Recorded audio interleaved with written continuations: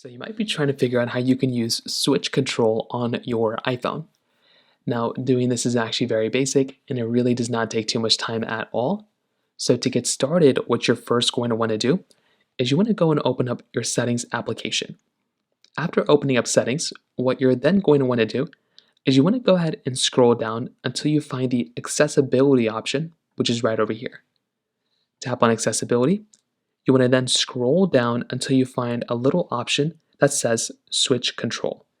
Go ahead and tap on it right here, and then you're going to be able to see this option right up here.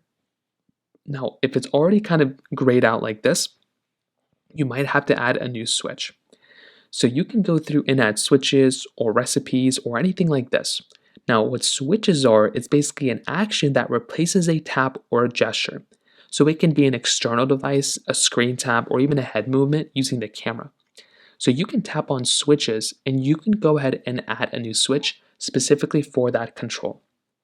Now, once you have a switch already determined and everything like that, then you should be able to see the option to go ahead and turn on switch control right from there.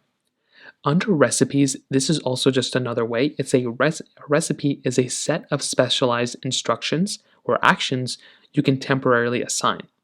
So if you want to go ahead and set that up too, you can go ahead and enable that. So you can go through, kind of see exactly what type of switch controls you want to go ahead and add, and that's kind of essentially how you do it for the most part. If you have any other thoughts or questions, please let me know in the comment section below. Hit the like button, that'll mean so much, but definitely hit that subscribe button. More importantly than everything else, I love every single one of you guys. Hopefully I'll catch you guys in the next video. Peace out till then.